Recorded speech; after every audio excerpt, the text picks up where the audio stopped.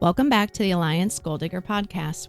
This is a podcast where we share stories of perseverance, recovery, of people who will prove every day that mobility challenges do not define a person's future. I'm your host, Rachael Auyer.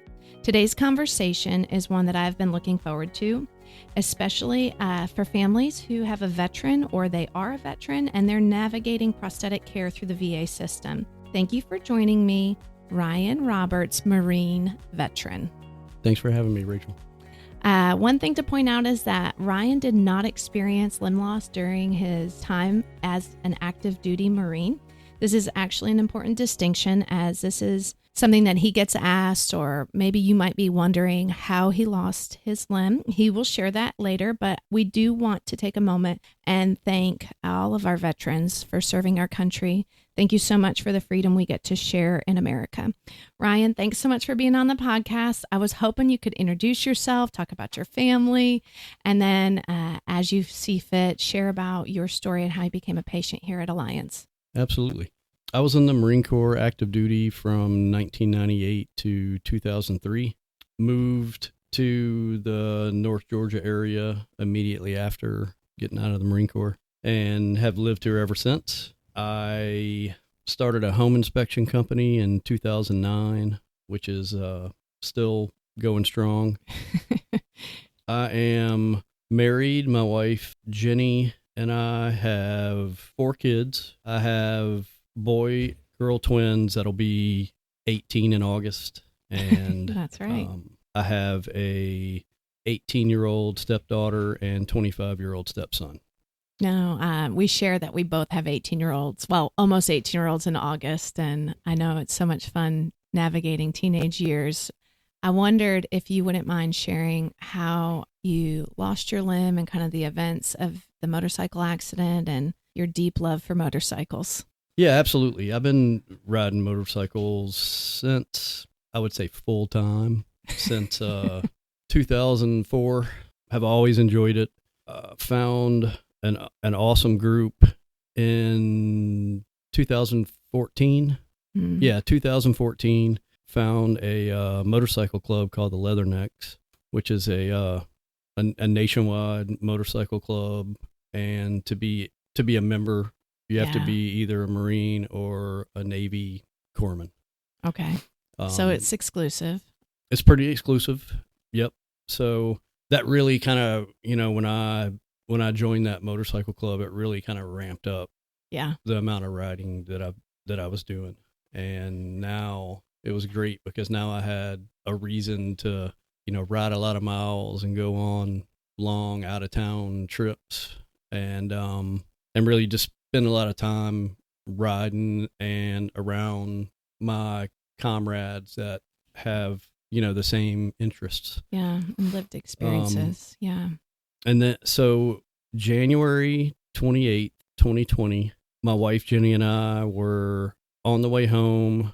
It was January, so it gets dark kind of early, and it had just gotten dark. It was like probably 6:30, and a car that was waiting to turn when we passed by thought that we were in the turn lane and we were going to yield, and they turned directly into the side of the motorcycle, and we were going between 40 and 45, and it was I think it was a Tahoe or a Suburban, so it's not a Honda Civic. It's not gonna give much. So it just pretty much slammed into, if you can imagine where your left leg would be for the rider.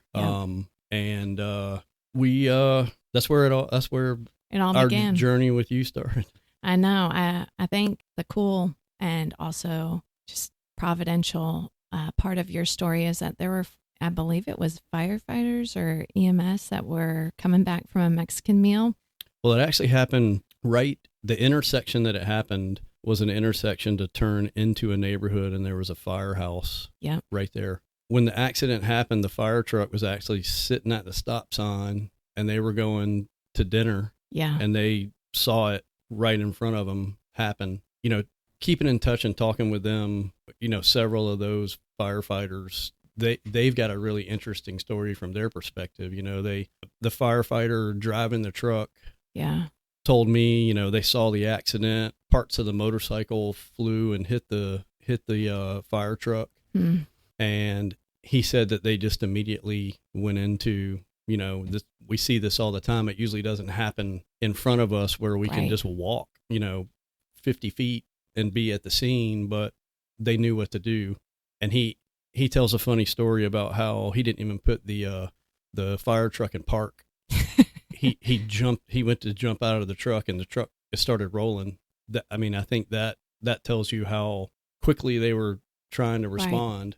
Right. And it's a good thing that it's a very, very good thing and a blessing that they were there, because I had a compound fracture of my femur, compound fracture of, is it tibia and fibula? I can run your insurance. I'm not great at body parts, so we're just going to say whatever you want. So pretty much every bone in my left leg was broken. Yeah. My femoral artery was torn. Yeah. Which is really, the firefighters being there was a true blessing, because they immediately put a tourniquet on my leg and saved your life. And then I had, I think I broke every rib, front and back, on the left side, ruptured my spleen, collapsed lung. Luckily, neither one of us had any head and neck injuries somehow. We flew. There's only about 10 seconds of the whole thing that I don't recall, and that was flying through the air. But I remember hitting the ground, landing on my back, and the first thing that I noticed is I couldn't get a breath in. All the air, all the wind was just knocked out of me, and I couldn't. And I kind of, tried really hard, and finally took a breath, and I was like, okay, I'm good. I can breathe. I'm okay. But laying there on my back, firefighters running over. I wasn't sure where Jenny was. She wasn't sure where I was. We actually were pretty close together. I remember trying to look around, but it was dark, and there's lights and flashing lights, and it's hard to see. And I've got, flashlights in my eyes. But the firefighters ran over, took care of us. Jenny had some pretty bad lacerations on her left leg as well, all the way up her shin, across her thigh, that all had to be, stapled up. She had some nerve damage in her lower left leg, which caused some issues, and eventually got back to, I don't know if she'd say 100%. She may say 100%, but 99%, I would say. She doesn't have any issues. No, I don't think anything could stop her. She is a go-getter just like you, for sure. Absolutely. So, quick trip to the emergency room after that. Yeah. They flew through the air and landed. And I'm not sure if you would remember all of the physicians and everything that they've done, but part of our story is that we have a mutual friend. And I am on this group chat, and they share your name of pray for this person. And I don't know that we're ever going to intersect in professional terms, but I'm praying for you. At the same time, Jason gets a call to go in to see someone. And in our home, we're HIPAA compliant, I promise everyone. But it's I got to see a guy named Ryan Roberts. And I was like, okay, but I'm praying for Ryan Roberts. What's going on? And so he shares the story, and we don't say anything to our small group, but he goes in, and you happen to be the patient. And I had been praying for you all the way into the room where my husband was going to meet you and talk about this potential. And I know it wasn't right away that they talked about amputation. I didn't know if you wanted to talk about all the surgeries you had and kind of how you made that decision to move forward with the amputation. So at first, they pieced me all back together with, titanium rods, and did debridement and sewed everything up, or stapled everything. Put everything back together as best they could. Yeah, as best they could. I think as soon as I got to the hospital, they were giving me morphine on the way to the hospital in the ambulance. Yeah. And I remember being rolled in to the ER, and I remember being on a big, their triage, a big table, almost like an operating room, but it wasn't an operating room. At least I don't recall it being. Lots of people around. I remember the hospital chaplain coming over and asking me if it'd be okay if we said a prayer. And I said, absolutely. And we prayed, and I'm pretty sure that they might have had the needle in me for anesthesia already, because that was really it. Yeah. And I woke up after that in recovery from that initial surgery with an exoskeleton on my leg in the waiting area. I had a trach, which was horrible when you're awake. Yeah. And I remember Jenny, I don't think she had to beg and plead. I think they just understood, and they rolled her down. I remember, I think I still had a neck brace on too. You so did. I couldn't really see, I couldn't, turn my head and look around the room. I'm not going to say what hospital it was to protect the innocent. I don't want to get anyone in trouble, but the security guard was a Navy veteran, and a lot of my leathernecks started showing up at the hospital. Of course. And I remember waking up in the recovery room, and the one thing that I remember that kind of stands out, besides being able to hold Jenny's hand, a brief visit from her, is some of my guys were in the recovery room, and I'm thinking who let you back here? How did you guys get back here? Yeah. Did you wash your hands? Yeah. And then I hear the nurse saying, you guys got to hold it down. This is a recovery room, and I'm going to have to kick you out if you don't hold it down, because there was a lot of chatter. Yeah. They were. I mean, they're your buddies, of course. Yeah. So I had a total of 15 surgeries. That may or may not include, I think it was 15 surgeries for my leg. And then they also had to embolize my spleen because it was bleeding, and they couldn't, I think they waited as long as they could, and then ended up doing a spleen embolization, I guess. I mean, we're going to go with it. Sounds good. It sounds good. So 15 surgeries total. Yeah. There's a lot.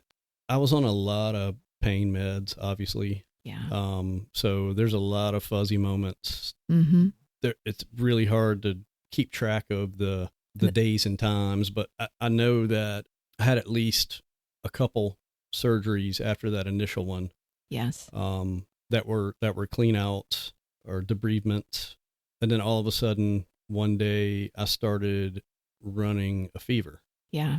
And my white blood cell count skyrocketed, and it was like a low grade fever, but the way it felt, it really felt like it was I felt like it was gonna kill me from the inside, and it was way worse than what was going on anywhere else. I just knew that, that the infection that, they not eventually, but they confirmed yeah, there's an infection. After that, they started a couple more surgeries and skin graft, and then some waiting. The lower part of my leg, my shin area, just it was infected, and they tried and tried to do a lot. And then probably prematurely, after getting a visit from a what at the time was a friend of a friend, came by the hospital, and he was a left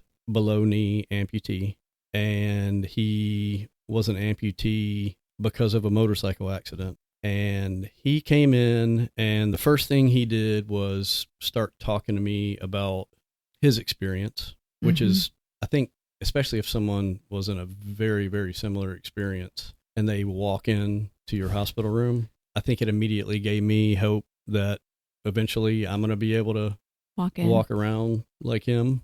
Yeah. So we talked. He even took his prosthetic off and handed it to me, and I'm looking at it because that was at the point where I said prematurely a minute ago. Everyone else thought I prematurely started talking about amputation. Right. And nobody, at first nobody wanted to hear it. Even the orthopedic doctor that did all of my surgeries and in the end ended up doing my amputation, he even told us, we're not in the business of removing body parts. Right. We're in the business of saving body parts. So they wanted to do everything that they could do. And I wouldn't say I was adamant, but I think they could tell that I was pretty confident in that decision. especially knowing that I had an infection, I had a fever, I felt really bad. They were giving me as many antibiotics as they possibly could, and it really wasn't making a difference. So before they ever said it, I was talking about it, and they had a lot of different doctors come and visit me and talk to me. Our friend that came to the hospital that had that, a very similar experience, his accident at that point, it was more than 10 years, maybe 12, 15 years before that. Right. And he told me a story of how many years that he spent trying to save his leg and avoiding amputation, and then ending up as a below knee amputee. Yes. I want to say it was almost 10 years that he fought that battle and ended up, being an amputee. Yeah, even 2 5 years. I mean, that it's a lot of surgery, a lot of time down, and it's hard for, I would say, those that have not worked with patients living with limb loss and those that are experiencing the full life that's available to imagine that amputation is not failure. It's actually sometimes the most medically appropriate decision. I love that our physicians in our area are in the limb salvage and saving business, because that's what you want your physician to try to do. However, you kind of knew, you knew, and that's kind of where it picks up, where I got to meet you. And it made sense when I saw you in the hospital. I don't think people realized that you were not going to stay in a hospital bed. That just wasn't part of what you envisioned your recovery to be. And so kind of talk about that decision of, you made it. I know Jenny wasn't 100% on board at first, but then really saw that this was the right decision for you. What key factors helped you have peace with that decision? I think seeing someone else in a very similar situation was definitely probably the most important. I've also known amputees throughout my interaction with, veterans. Right. Because at that point, I had been out of the Marine Corps for like 17 years. Right. And there's been a lot of conflicts around that time and since, and there's a lot of amputees. I know another Army veteran that is a left above knee amputee, and I knew him before my accident, and he rides a motorcycle. So I had a lot of motivation. Right. I'm also I'm a pretty impatient person, and I'm also a very stubborn person. So my goal was to heal up and get out of the hospital and pick up where I left off. Right. And I knew that them doing that amputation was the quickest road to accomplishing that. Yeah, that makes sense. And you were right. And so you decided to have an amputation, which means you need a prosthetist. So my husband, and best known as Jason here, walks in with ice cream, I think, or at one point ice cream, and you are chatting about what you guys want to do. I think the part that our audience needs to know is that it was also during COVID that all of this is happening. You decide that you want to move forward with a prosthesis. The key here is that you're a veteran. Your benefits are through the VA. So why don't you talk about how that worked for you and how you started navigating while being very unwell? I mean, you've been through a motorcycle accident, multiple surgeries. How did you engage with the VA to say, I'm going to have an amputation, I'm going to have a prosthesis? How does this work? Well, that's a great question. And I've got some advice for veterans please. At the end of this. So I had never been to a non-VA, like a civilian emergency room, since I left the Marine Corps. So once we were able to, I told everyone, and Jenny did as well, he has VA healthcare, and the way the VA usually works is once you're stable and not in danger, they will usually, at that time, they would usually transfer you to a VA hospital and let the VA do most of the procedures if you're stable and if they're able to. Right. What I didn't know was that no one ever really shared any of the information about what was going on with the VA while it was happening during my hospital stay. When I got discharged from the hospital, finally, I called the VA probably within, it might have even been that night. Right. I called the VA and said, hey, this is what happened. I just got discharged and I have a big stack of prescriptions for all these different meds. I was still on antibiotics. So they jump right in and they sent a nurse to the house. Mm. They showed Jenny how to do the infusions. This was after I was having to go to the hospital every day. That's right. And have the antibiotic infusion, which took half an hour for the infusion. So that would have been end of February. COVID really became like, I remember I was sitting in the infusion center one day and all the nurses that walked in had masks on.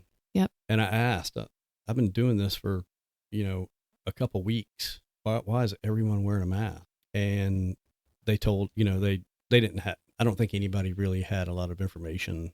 No, but none of us did. They said, oh, well, there's this like COVID-19 and we're just trying to be safe. And I think that's really about all I got out of them. And it was shortly after that, it kind of became a true, pandemic where that's all that was on the news. Things are closing down, all the things that happened during COVID.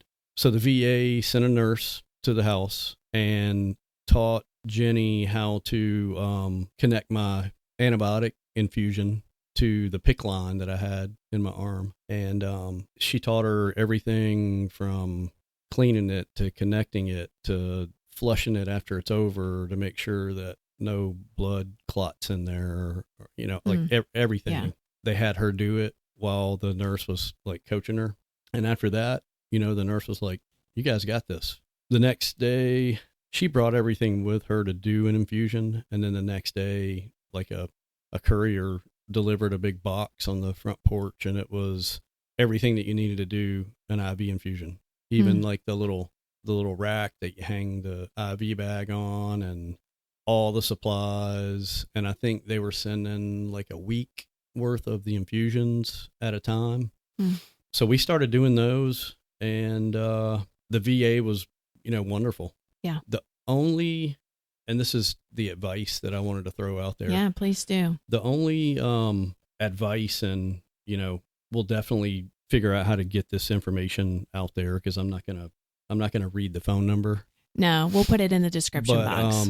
There is a VA emergency. It's called a 72-hour VA emergency contact line. If you ever have to go to an emergency room or you're in an accident and you end up at any hospital, really anywhere other than the VA, within 72 hours, you have to contact the VA. And what that does is starts like the healthcare coverage part of it. Yeah. And at that point, I guess the VA communicates with the hospital and, to figure out like what next steps are, as well as even more importantly, paying the bill. Yeah. The reimbursement. Because once I got out of the hospital, I don't know the exact figure, but it was over $1 million. That was the hospital bill. Yeah. For all the surgeries and medications and tests and everything. So then my goal, I was like, well, I got to get the VA to pay this. Yeah. Or negotiate it down and then pay whatever they negotiated it to. So that was quite a struggle. That was really the only struggle. And it was because I didn't know that you had to call that 72-hour notification line to start that process. So I had to backtrack. And even though they started it when I called, they were like, we don't have any records of anything that happened. I gave them all the information, and then they started sending the hospital and all the doctors started sending the VA the bills. And then I would get, I think one time I got like 30 or 35 letters and on the same day in the mailbox. And every single one of them says it was basically a denial. Like, we're not going to pay this because I didn't contact them. Right. So I got, I reached out to Doug Collins' office. Oh, yeah. who's actually now head of the VA. Yeah, secretary. Used to be here local congressman. Yep, right? District 9. I reached out to his office. They called me immediately. I explained what was going on. They asked me to send them an email kind of describing everything. Yeah. And they said, well, Doug Collins, he'll do what he's got to do or call whoever and hopefully, fix the situation. And they sent me a letter in the mail as well, signed by him, saying essentially we're on it. Yep.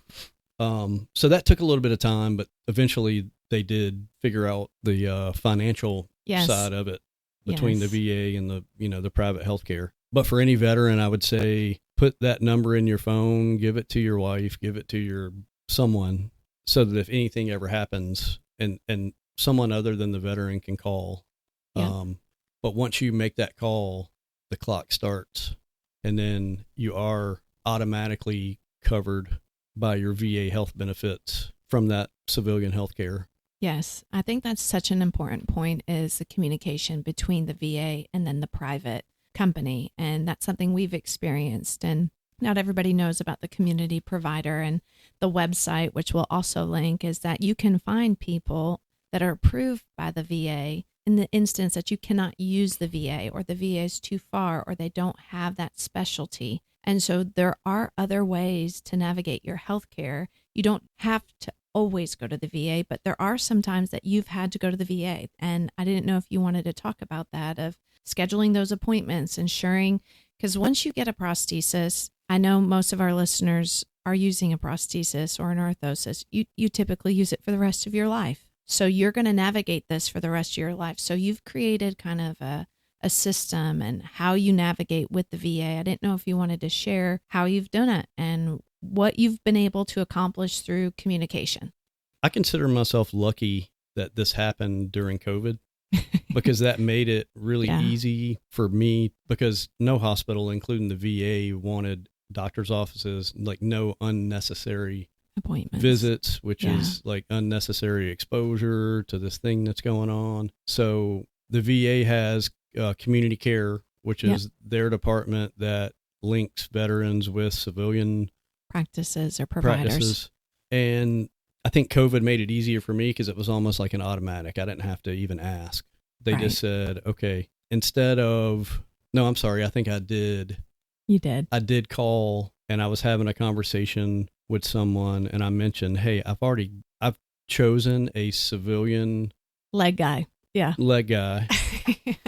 And I would like to use them. They're close by. The VA hospital is an hour on a good day, one way for me to get down there. So community care, they made that happen. Right. Community care also lined me up with in-home physical therapy for a while. And then I reached a point where I wanted to get out of the house, and they were able to line me up with an outside physical therapist that was very close, that just happened to be open during COVID, because there were a lot that weren't. So they set everything up, and I remember going back to the orthopedic, and I didn't know how to gauge it, but I didn't think I was doing that great.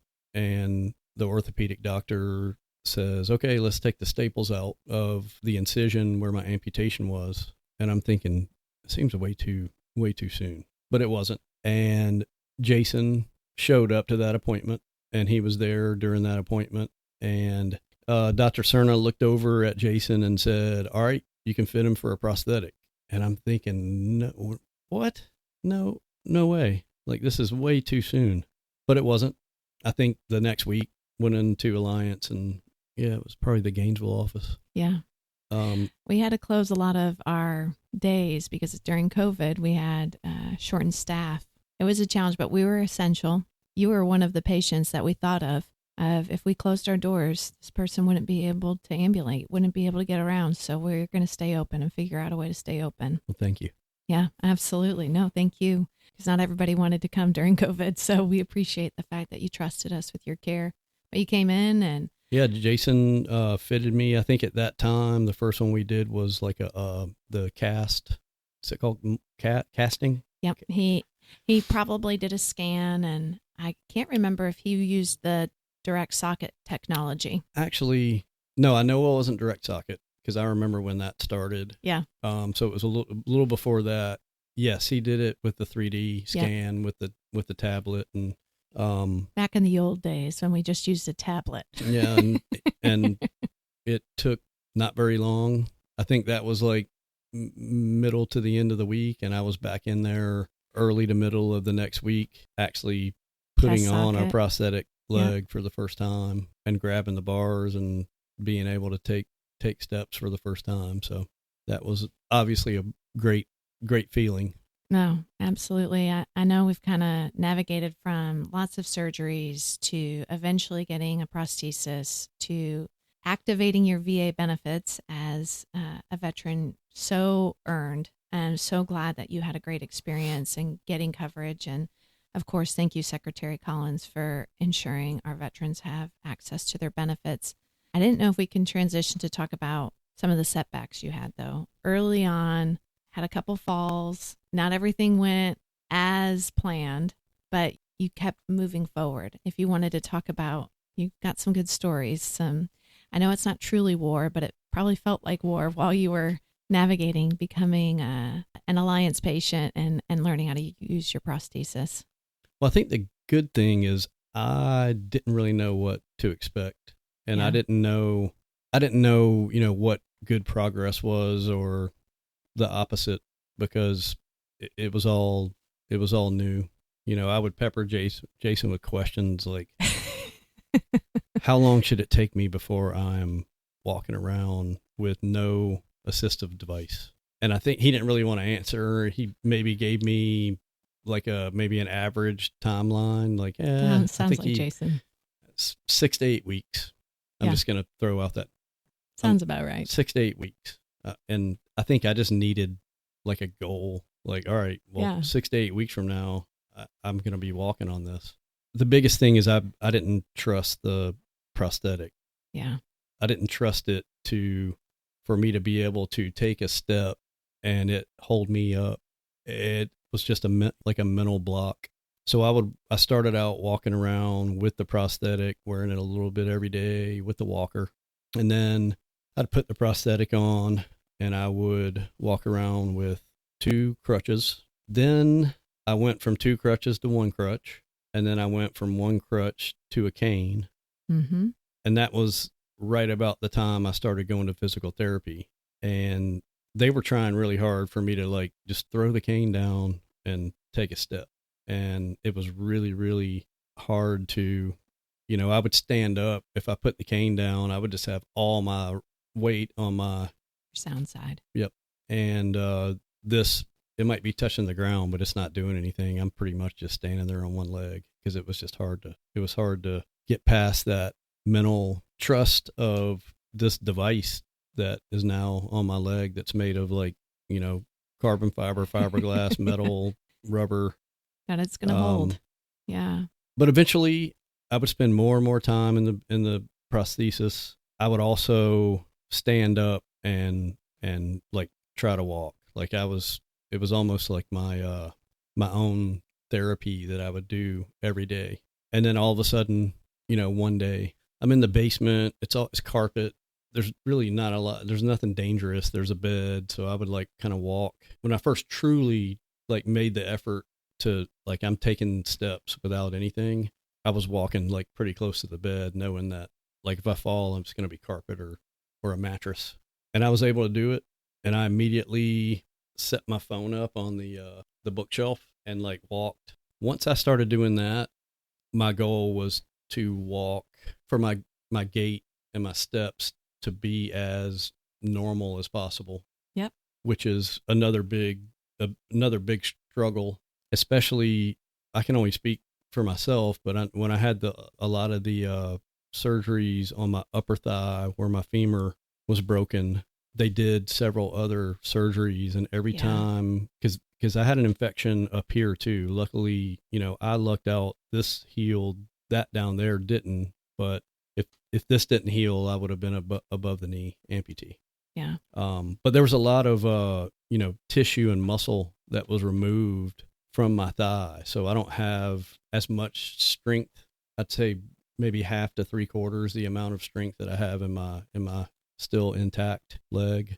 So if it was difficult for me to easily just lift up the prosthetic and take a step. So that was my next goal after trusting it and being able to walk with no device, was to try to walk as normal as possible, like a normal, roll your heel over step, and not as much kind of like a really bad limp, which is what I would say for almost everybody. It starts out when you start walking. There's no way to not have a little bit of a limp, or, you're walking, but maybe you're not extending your foot out because you're still trying to build that trust.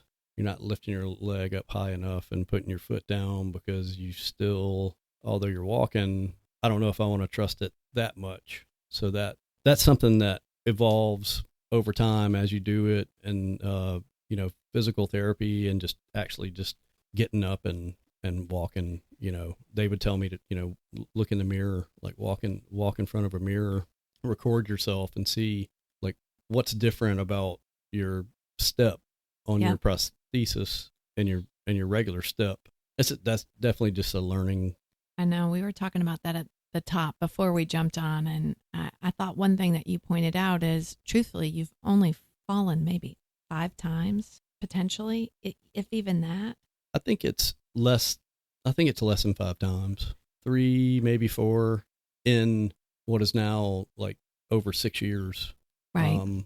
That was one of the things that I had a fear of, is not trusting a prosthetic, it failing, or me not doing something right and falling.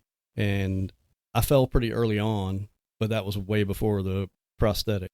I know that Jason told Jenny one time, this is a funny story. It's like, I know you're worried about falling. I'm like, yeah. So Jason told Jenny to take me for a walk out in the yard and push me down I know. in the grass.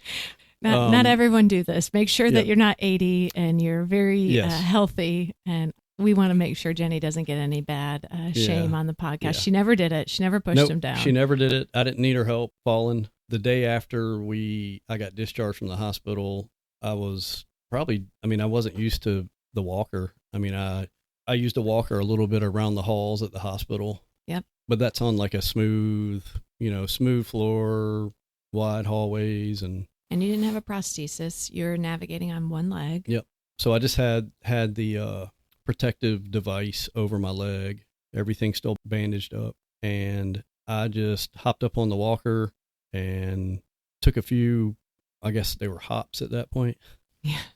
And our small dog he wasn't quite sure about the walker.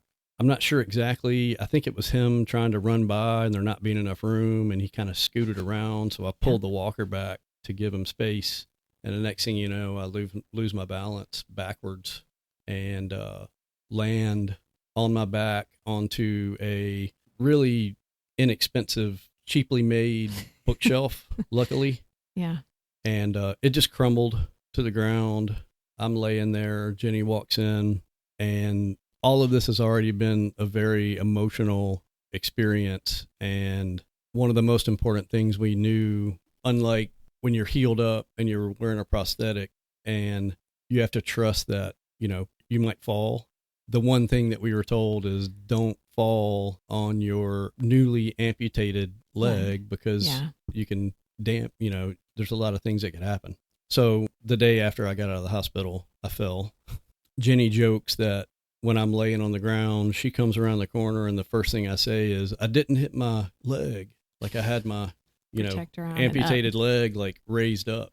I hurt like all kinds of other things, but I was like, I didn't hurt my leg. I did the one thing I didn't want to do. Well, she helps me get up, and my back is bleeding. It probably wasn't an ideal time to fall. I probably should have waited a few more days. Yeah, probably. But it was pretty early on just to, take a fall like that. And next thing you know, like I'm bleeding from like a new place. And, I had all these other injuries that were healed up, and now I'm injured again. Right. So it was that was a pretty emotional time, but it wasn't long after that. I had one other fall, I was laying in the bed, heard a very, very strange noise outside, and it woke me up. And I reach over and I grab my pistol and I hop out of the bed because I'm going to just walk around the side door and try to figure out what this noise was. Yeah. As soon as I hopped out of the bed, obviously I hit the ground because it didn't even register that I was missing part of my leg. So I literally just took one step and then went to take the next step and just, I didn't injure my limb that time either. I kind of fell like on my side, and I knew that like was the most important thing to protect. So kind of fell on my side. At that point, it was, whatever it is, I'm going to have to take care of it in here because I'm not going, obviously I'm not going out there to investigate it. Turned out to be our cat digging through the litter box, which was above our head, which did not sound like a cat in a litter box. It sounded like someone scraping the siding off of the house. No, but, I think the part that is so interesting is that you went from having these falls to having to really begin to change your mind that you're going to trust a prosthesis. So that's playing in the background. For our listeners, they may not know your big goal was to ride your motorcycle again. And Ryan showed up on his motorcycle today. I think that's what you ride almost all the time. And when I can. I need the truck a lot. When I can. For your real job and things like that. But how did you move from fear of falling to walking to beginning to not use an assisted device to I'm going to ride a motorcycle? What was that process? Mentally, it was hard for me to go from don't fall, you'll hurt your limb to trust this, it's okay to fall. Yep. Eventually I was able to. As far as the motorcycle goes, that was a non-negotiable. I know. Even when I was laying in the hospital bed, I was like, hey, as soon as I get out of here, I know the other motorcycle's total, but I'm gonna find one. A friend of my dad's who had a 3-wheel Harley Davidson wanted to sell his, and I joked with everyone like, hey, I'll just get that if he'll sell it. Right. Well, we got to the point where my phone rang one day and he called and he said, hey, you want this? You want to buy this trike from me? Because I know you want to ride again.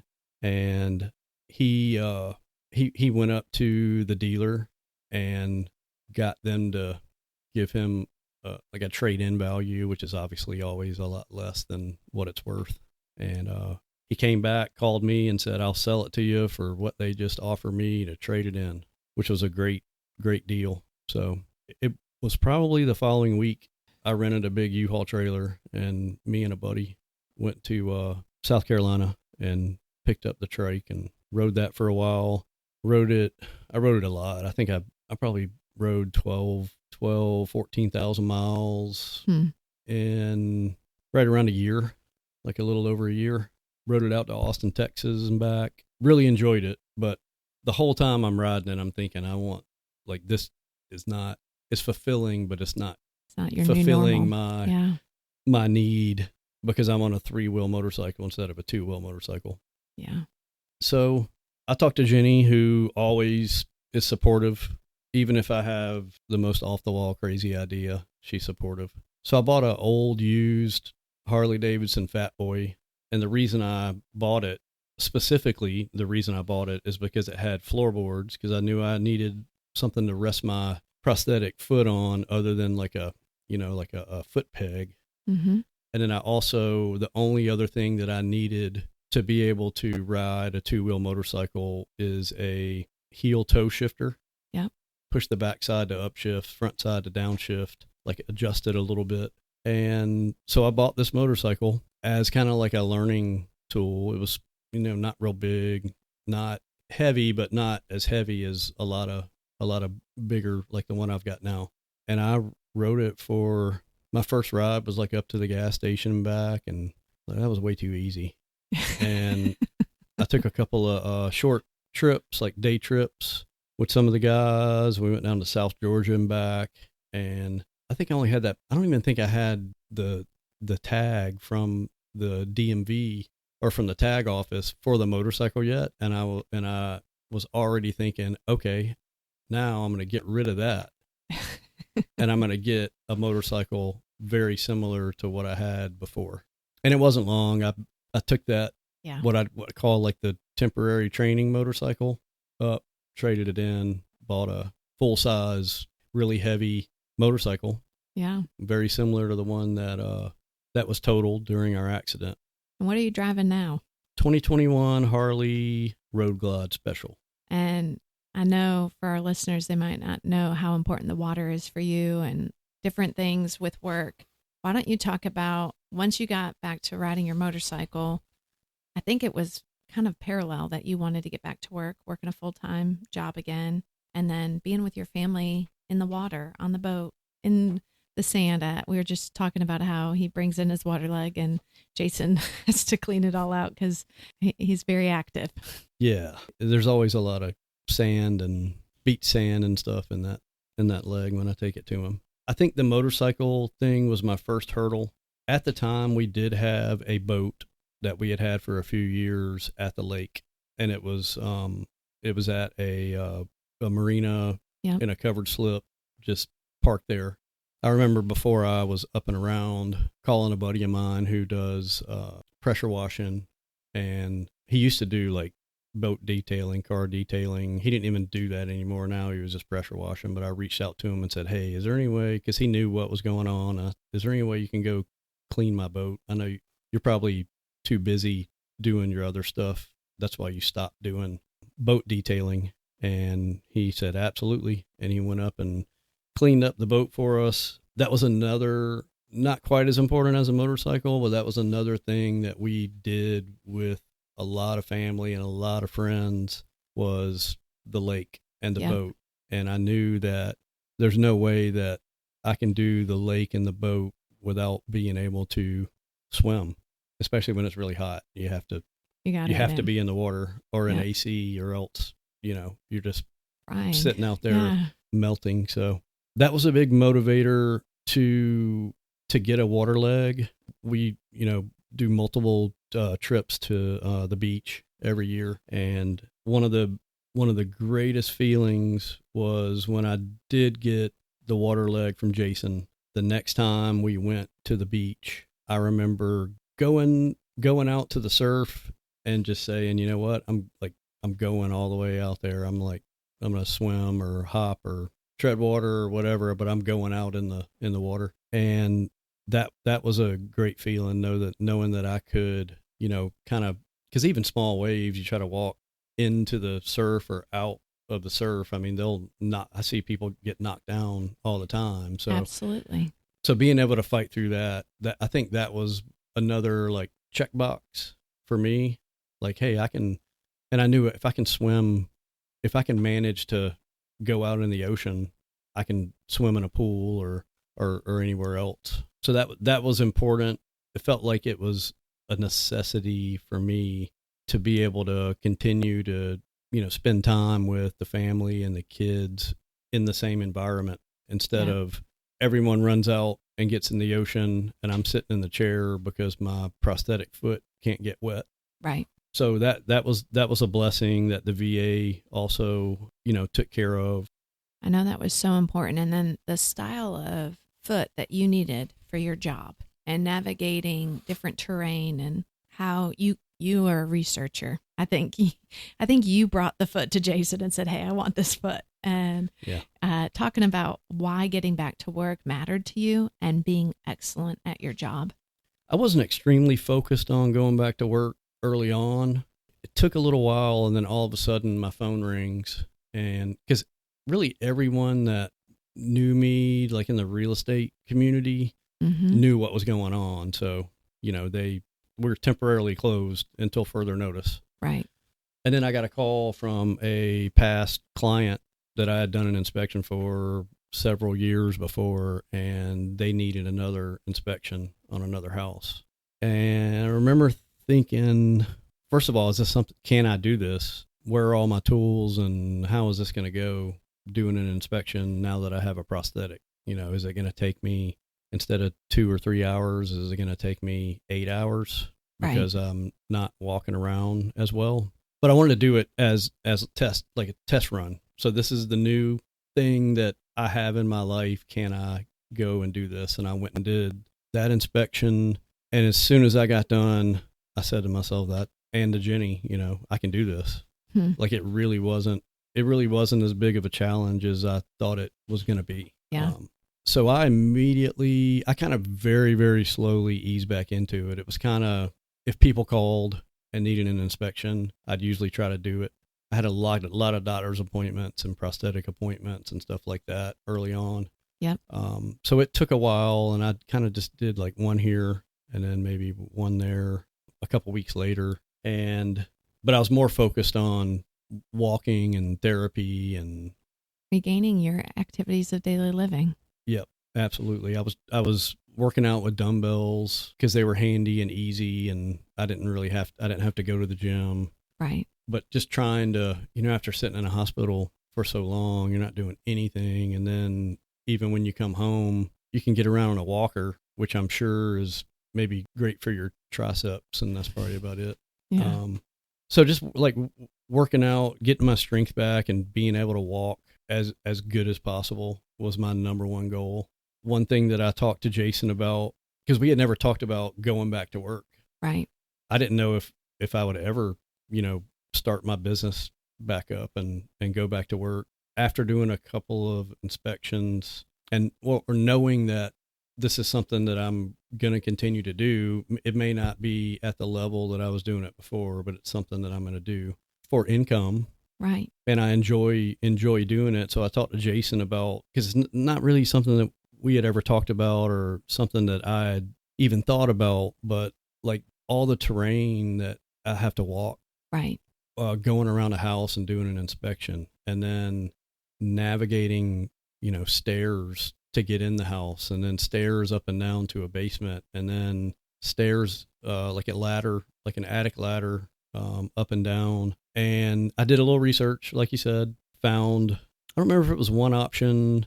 I think Jason had a couple of options. Of course. We settled on the one that we both thought was the most like robust foot as far as ankle movement. So it moved in all, every direction. It would give, if I was walking along a hill, sideways, either way, being able to walk down a hill, back up a hill. So the VA covered the expense of that foot, and Jason got it, and it was great. Yep. And I think I used that one for about It was a while. Maybe almost 4 years. Yeah. You did all the miles that it was supposed to. And when I never had no issues. It always awesome. Worked great. And when I mentioned to Jason about a different foot, he knew which foot I had now. Mm-hmm. And I think that's when I learned how fast paced like the technology is in the prosthetic field. Yes. Because he told me, he was like, they don't even make this foot anymore. He's like, they got a newer version, which doesn't look anything like the other one, and it's lighter. Here's a few other options. Of course, I had some options on my phone from some research that I had done and conversations that people have on Facebook support groups talking about different foots and the activities that they are involved in. Mm-hmm. So we ordered a new foot, and it was, I tried out, he got one, and I tried it for 2-3 weeks. Yep. And, pretty typical. And loved it. And there was one other that we were going to try, and I went back to the office. He took the other foot off that I'd been wearing, trying out for a few weeks, and put the other one on. And I think I took like 3 steps, and I just went back, and I was like, you can just take it. Just take that one off. That's the one, the other one, the one that I had been wearing. Kind of had a desire to get back into golf as well. And everyone's seen a golf course. There's nothing flat. Right. There's very few flat places on a golf course other than maybe the tee box. Everything else is hills, steep grades, sand. So knowing that I needed, if that's something that I'm going to do, I need the foot to be able to do it on.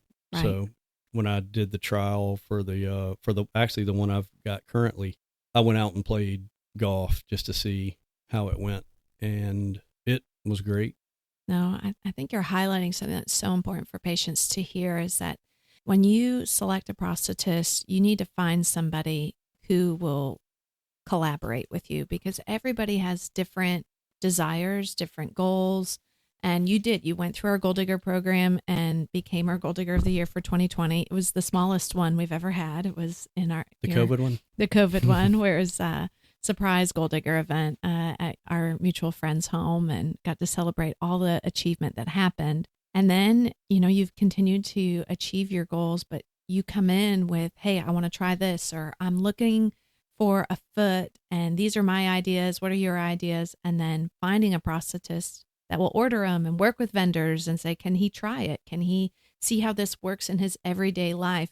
Because the part that I think patients might not know is that you have agency.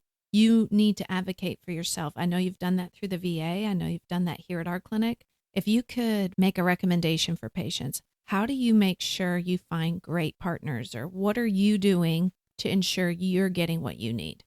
I'd say a prosthetist or a prosthetic company that is going to listen to what your needs are and what your goals are. That's something you guys have always done, like with the Gold Digger program, is let's let people set goals, and it's a win for that person when they reach their goals. Absolutely. And it's a win for you guys when they reach their goals, because that means that you have done what your goal was, which is to help them reach their goal. And the only way you can do that effectively is to listen to what the patient wants and needs, knowing what their goals are, and then knowing what device and care that they need to be able to accomplish it. No, absolutely. And I know with the VA, Jason lovingly says that your spiritual gift is perseverance. So sometimes it's hard to navigate, even if you have traditional insurance. This is something very normal that you have to keep calling. How do you engage with the VA or with other companies? And I know even in your professional world, you probably have dealt with this, where you just have to keep calling. What would you recommend a patient kind of do, or how have you navigated that? I would say as a VA patient, any veteran that has ever called the VA knows that they don't immediately just pick the phone up and say, hey, how can I help you? There's a phone system where you have to kind of know what options to choose. Mm-hmm. There's lots of extensions. It's a bit, the VA. It's a big organization. It's a big organization, and it's very, very busy. So you're not always going to catch someone that answers the phone and can help you when you call. You're not always going to leave a voicemail and somebody immediately calls you back. Right. So you have to be almost stubborn about it and realize that, if I give up, I'm not going to get what I need. Yeah. So, my success was probably calling every extension, leaving a voicemail on everyone's voicemail. That it's like a maze of a phone system. So whoever's voicemail it was, whether that was even the person that I was trying to talk to, or I've ever even heard of who they are or even what they do, I'm leaving voicemails. And eventually, I always joke that I called so much that finally even someone who maybe didn't have the time or couldn't even solve my problem would just get tired of me like calling so often, and they would answer. But once I talked to them, immediate Yes. Appointment set. And for me, since I'm being cared for by a civilian company, my calls are really more of their approval. Yes. Since they're not the ones that are actually doing the work, they're just the ones that are paying for the equipment and the service. So, no, I think that's an important point for patients, especially if you are engaging with the VA, is that you have to be an approved vendor of the VA. So there was a part that our company had to go through and make sure that we were within the realm of what they've asked for. And our team has to do very similar. You have to call. So if you choose a prosthetic company or an orthotic company that's outside of that, this is not going to be your story. So make sure that all of the people, and kind of like we talked about with the emergency line, the communication is so key. And once you get someone on the phone, ensuring you have every documentation that you need. And I know that you've had to see physicians with the VA to approve prosthetic care in certain scenarios, and your flexibility with that. There is a process. You have to follow the process in place, but don't give up, because at the end of it, you get what you need. And so keep going. I think that would be what I've heard this entire time we've talked is you got to keep setting goals. You got to keep seeing what's next. And that's what you've done. And I'll put it on here because you told us in the beginning, and I'm going to let Jason know, is you're even now considering running, which is awesome. I know he's giving a smirk, but now that if you tell me something, I'm going to be like, hey, we're going to make it happen, Ryan, of course. So we'll see what happens. Ryan, is there anything else that you're looking forward to, or something that you would say drives you to continue to want to persevere as a person living with limb loss? What motivates me the most is being able to do everyday activities as good or maybe even better than someone that doesn't have limb loss. And I think that kind of, it motivates me because when people do see me, it's funny, when I'm riding the motorcycle, my pants leg, like kind of like it is now, will go up, and you can clearly see that that's not a normal foot. And a lot of times, even if I'm not paying attention, if Jenny's riding the motorcycle with me, she'll tell me, some guy just rode by and he saw your leg and he was giving you like a thumbs up. Same thing on a golf course. If I go out there, as long as it's not wintertime, I'm wearing shorts, everyone sees a prosthetic leg. I'm no PGA golfer, but I want to go out there and play pretty good. Yeah. So that, that motivates me to be better, knowing that there could have been a scenario where I wouldn't even be able to be here. Yeah. Or I wouldn't even, be able to walk out from the parking lot to a golf course, much less go play 18 holes or ever ride a two-wheel motorcycle again. So I just kind of use all those kind of things as motivation to accomplish whatever sometimes wild and crazy thought, just to do it for me, and knowing that no matter what somebody else is going through, they're going to see me doing that, and they may have some physical issue that you can't see, but is potentially holding them back. Maybe every now and then I motivate someone else to push through and do what they want to do. No, I appreciate you sharing that. I know your family and your friends, and I'm sure the Leathernecks are also proud of you. And the part that I want to encourage listeners, and he does have awesome social media posts and things. If you ever wanted to connect with Ryan is very generous with sharing his experiences and encouraging others. As he talked about how he had someone come in his hospital room and walked in, Ryan will walk into your room too and share how you can become an overcomer and continue to move forward with strength and hope. I want to thank Ryan and all of our veterans who have served our country so well. Thank you for saying yes to that call so we all could have freedom. So people like Jason and I could open a business in a free country. And it's a gift that we get to live here. And in light of 250 years that our country has survived, I just want to say a special thank you to you. Thank you for being one of our only patients in 2020. I really do appreciate you trusting us and coming to a banquet with a handful of people in the middle of COVID to celebrate life. And every time Ryan walks in the room, I think, gosh, nothing is a mystery. God has a plan. And so if you are interested in learning more about how to become a patient of Alliance, or you need to find a clinic, or you're struggling with figuring out how to find someone who works with the VA, call our office, reach out to Ryan. We will connect everybody in the description box. But thank you for coming on today, Ryan, and sharing your story. Thank you, Rachel. You guys are awesome. I appreciate you having me here. Were you inspired or challenged today? If so, connect with us. Follow the links in the description box below. We want to hear from you. Until next time, thanks for listening to the Alliance Goal Digger podcast.